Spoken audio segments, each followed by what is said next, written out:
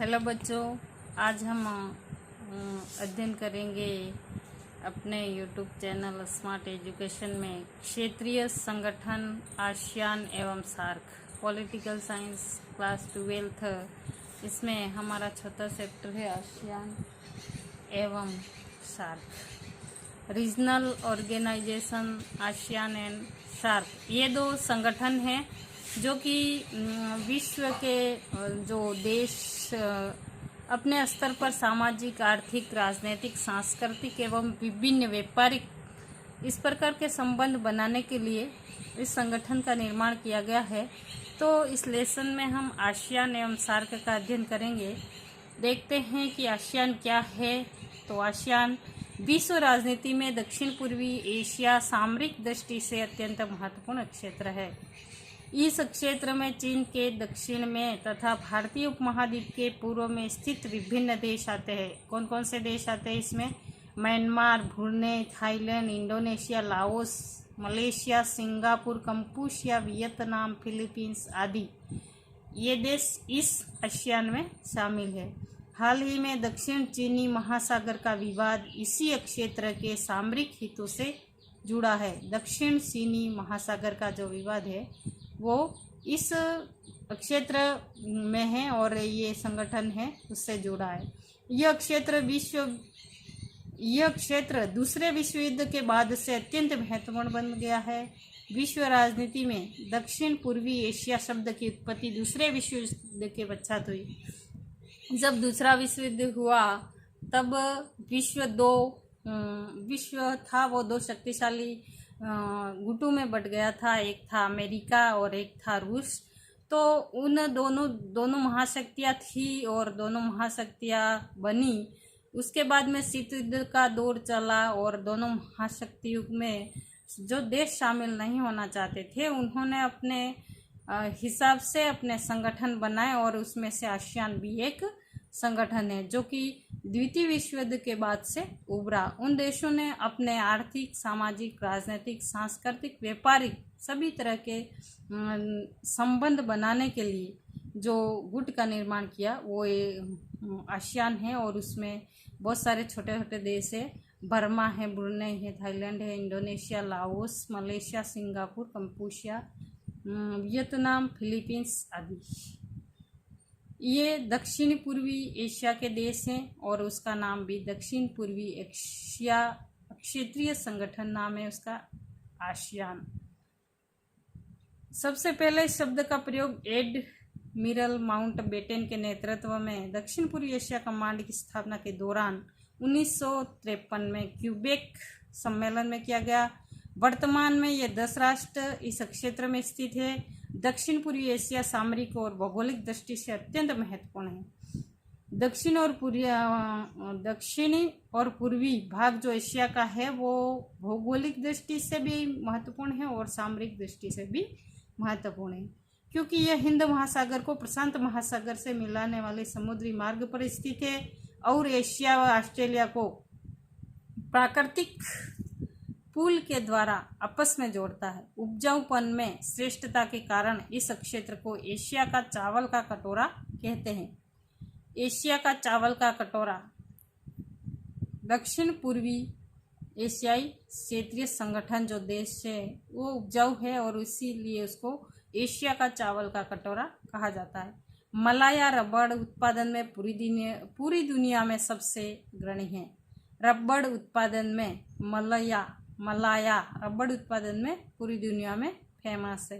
Indonesia, Sarawak और उत्तरी Brunei प्रमुख तेल उत्पादक देश है। इंडोनेशिया, सारावाक और उत्तरी ब्रुनेई राजनीतिक दृष्टि से इस क्षेत्र के निकट स्थित साम्यवादी महाशक्ति चीन अपने प्रभाव को निरंतर बढ़ाने के लिए अग्रसर है।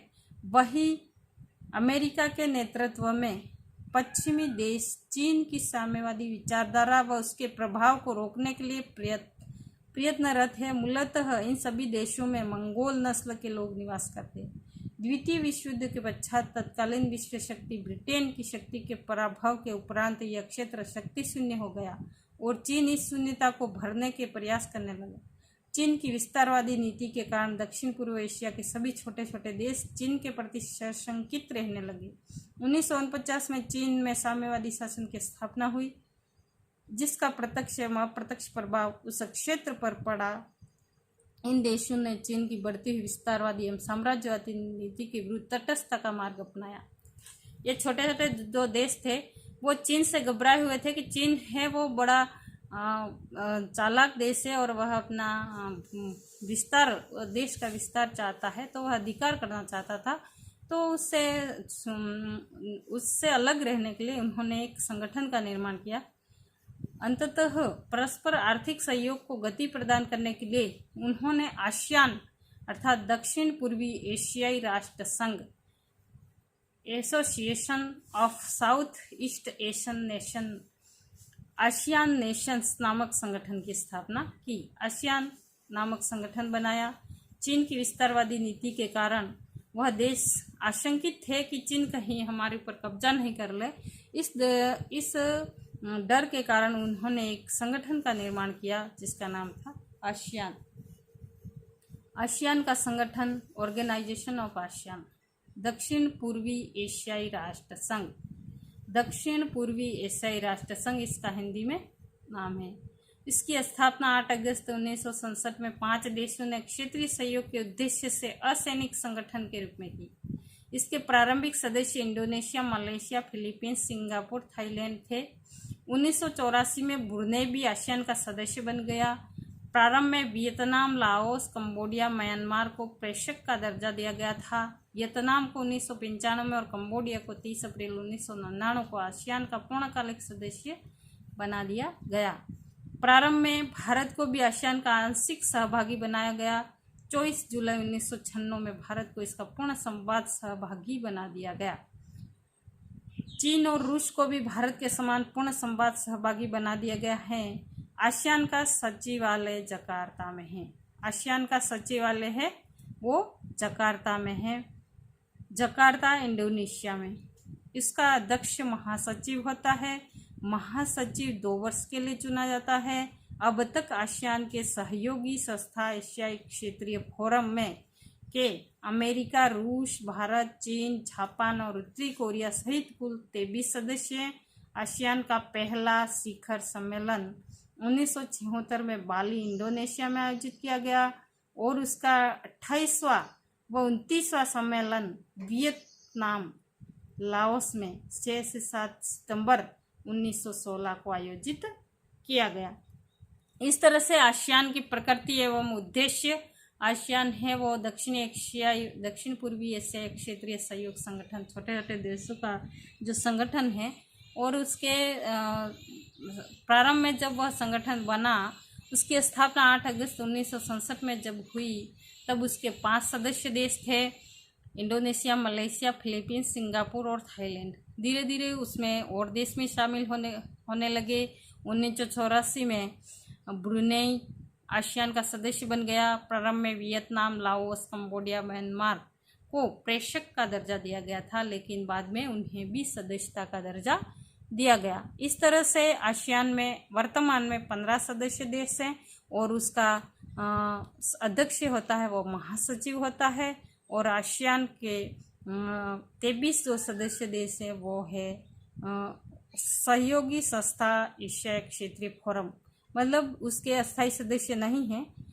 यह इसमें भारत भी हमारा है, अमेरिका, रूस, भारत, चीन, जापान और उत्तरी कोरिया सहित इसमें 23 सदस्य देश है। पहला उसका जो आसियान का पहला शिखर सम्मेलन हुआ था वो 1976 में बाली, इंडोनेशिया में आयोजित किया गया था और उसका 28वां और 29वां सम्मेलन वियतनाम, लाओस में 6 से 7 सितंबर 1916 को आयोजित किया गया। वर्तमान में जो आसियान के महासचिव है उसका नाम है लिम जोक हाई। लिम जोक हाई वर्तमान में आसियान के जो महासचिव हैं। आसियान की प्रकृति एवं उद्देश्य, आसियान के 10 सदस्य राष्ट्रों की अलग अलग पृष्ठभूमि है। इन देशों की औपनिवेशिक विरासत, ऐतिहासिक पृष्ठभूमि, राजनीतिक, आर्थिक व सामाजिक जीवन मूल्यों में भी अंतर पाया जाता है। आसियान तथापि इन सभी देशों की कुछ चुनौतियां एक जैसी हैं और इन चुनौतियों का सामूहिक मुकाबला करने के लिए ही यह संगठन अस्तित्व में आया। इन देशों के समक्ष जनसंख्या विस्फोट, निर्धनता, आर्थिक शोषण, असुरक्षा आदि की समान चुनौतियां हैं, जिनका समाधान परस्पर क्षेत्रीय सहयोग से ही संभव है। आसियान के निर्माण का मुख्य उद्देश्य दक्षिण पूर्वी एशिया में आर्थिक प्रगति को गति प्रदान करना और सदस्य देशों की अर्थव्यवस्थाओं को स्थायित्व प्रदान करना है। सदस्य देशों में राजनीतिक, सामाजिक, आर्थिक, सांस्कृतिक, व्यापारिक, वैज्ञानिक, तकनीकी, प्रशासनिक आदि क्षेत्रों में परस्पर सहयोग करना एवं विभिन्न साझी समस्याओं का मिलकर समाधान ढूंढना ही इस संगठन का उद्देश्य है। अब जो इस संगठन से जुड़े हुए देश है, उनका उद्देश्य है कि हमारी अर्थव्यवस्था में सुधार करना, देशों की भिन्न भिन्न तरह की समस्याओं का मिलकर के समाधान करना।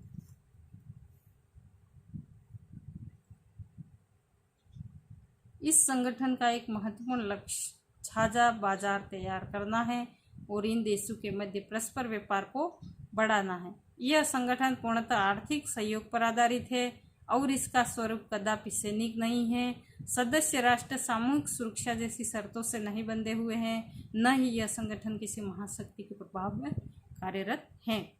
आसियान के कार्य एवं भूमिका। आसियान का कार्यक्षेत्र निरंतर बढ़ रहा है। यह राजनीतिक, आर्थिक, सामाजिक, तकनीकी तथा प्रशासनिक सभी क्षेत्रों में सक्रिय है। इसके सदस्य देश अपनी वैयक्तिक कार्य प्रणालियों को क्षेत्रीय आधार पर सुलझाने का प्रयास कर रहे हैं। 1969 में संचार व्यवस्था एवं सांस्कृतिक गतिविधियों को बढ़ाने के लिए इन देशों ने एक अनुबंध किया, जिसके अंतर्गत सभी देशों में रेडियो एवं दूरसंचार के विभिन्न कार्यक्रमों का आदान प्रदान किया जाना तय किया गया। पर्यटन के क्षेत्र में आसियान्टा नामक सामूहिक संगठन की स्थापना की गई, जो इन देशों में बिना किसी वीजा के परस्पर पर्यटन पर बल देता है।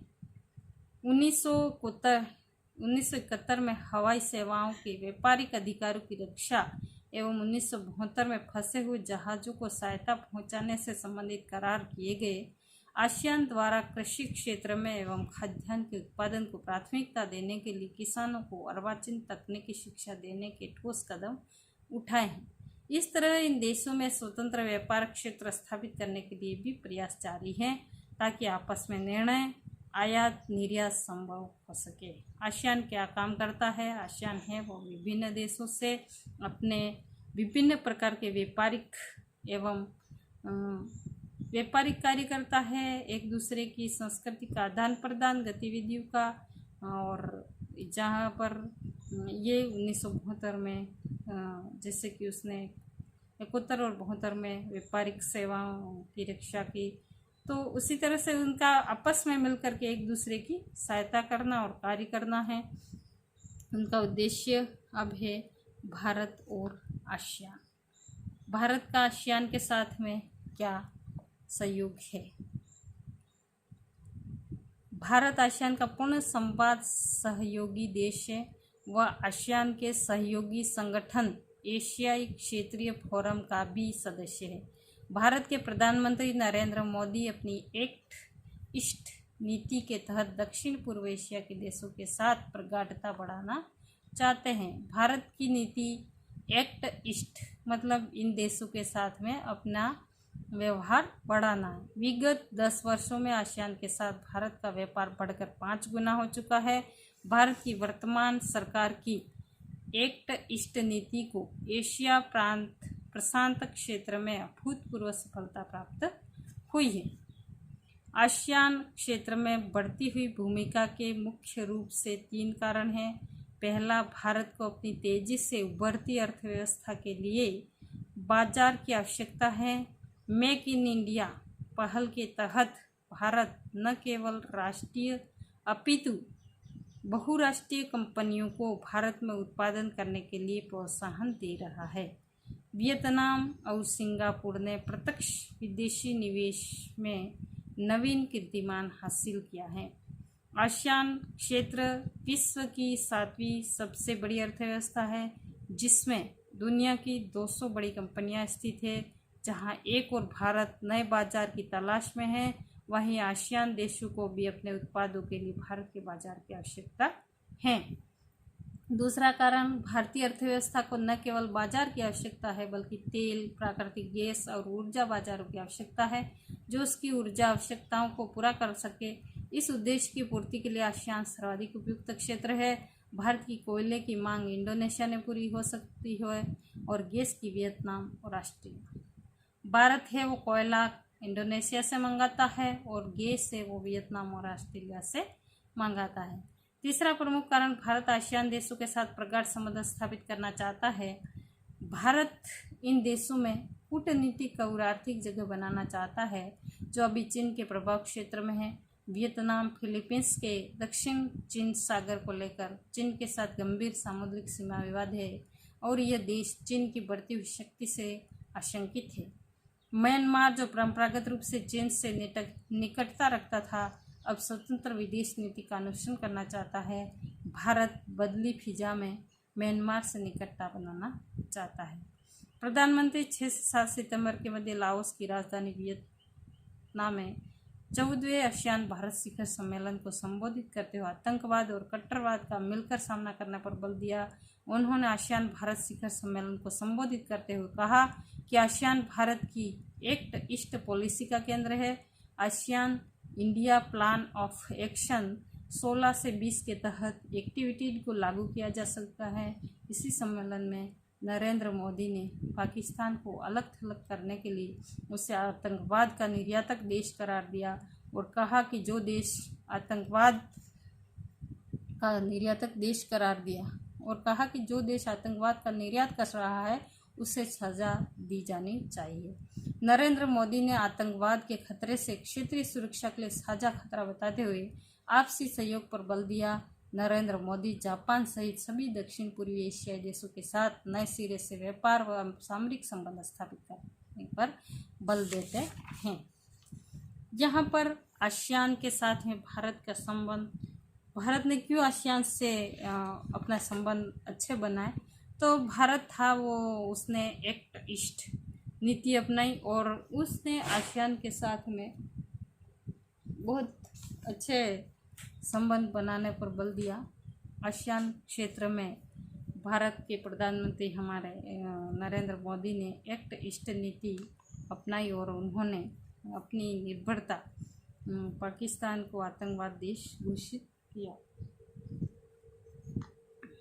पाकिस्तान को उसने आतंकवाद देश घोषित किया और उसने कहा कि पाकिस्तान है वो आतंकवाद का निर्यात करता है। यहाँ पर ये जो हमारे इसके सदस्य हैं आसियान के, उनके नाम दिए गए हैं: Brunei, Cambodia, Indonesia, Laos, Malaysia, Myanmar, Philippines, Singapore, Thailand, Vietnam.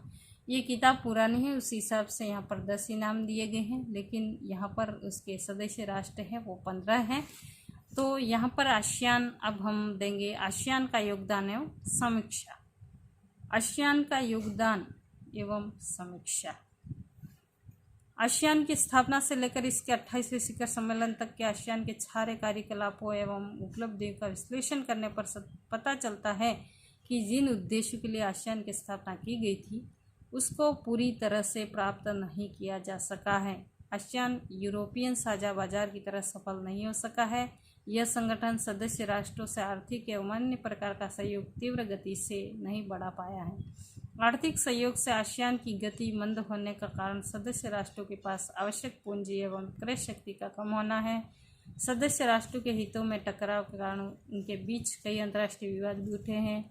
ऐसा प्रतीत होता है कि अधिकांश आसियान देशों का झुकाव पश्चिमी देशों की तरफ अधिक रहा। इंडोनेशिया के अतिरिक्त आसियान के अन्य सदस्य राष्ट्र मलेशिया, सिंगापुर, फिलीपींस एवं थाईलैंड पश्चिमी देशों के साथ सुरक्षात्मक समझौते से जुड़े हैं। उन्होंने अंतर्राष्ट्रीय राजनीति के अनेक मुद्दों पर ही नहीं बल्कि हिंद चीन पर भी पश्चिमी शक्तियों का साथ दिया। आसियान के सदस्य राष्ट्रों में विदेश सैनिक अड्डे भी मौजूद है। इन सब आलोचनाओं के बावजूद आसियान एक असैनिक स्वरूप का संगठन है।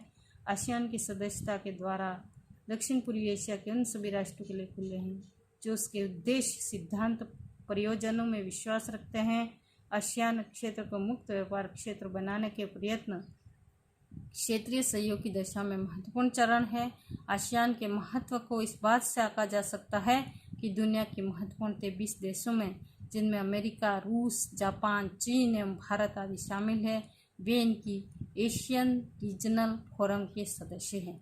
यहाँ पर जैसे हमने आसियान का अध्ययन किया, आसियान क्या है और ये क्षेत्रीय संगठन, उसके बारे में जानने के लिए यदि उससे संबंधित कोई क्वेश्चन आता है तो उसकी स्थापना कब हुई, उसकी स्थापना क्यों हुई, उस हिसाब, जैसे एक लाइन का क्वेश्चन आता है उसकी स्थापना कब हुई, या बस ऑब्जेक्टिव टाइप का क्वेश्चन आता है तो उसकी स्थापना 8 अगस्त 1967 को हुई। इसमें कितने देश शामिल थे? उसमें 5 देश शामिल थे।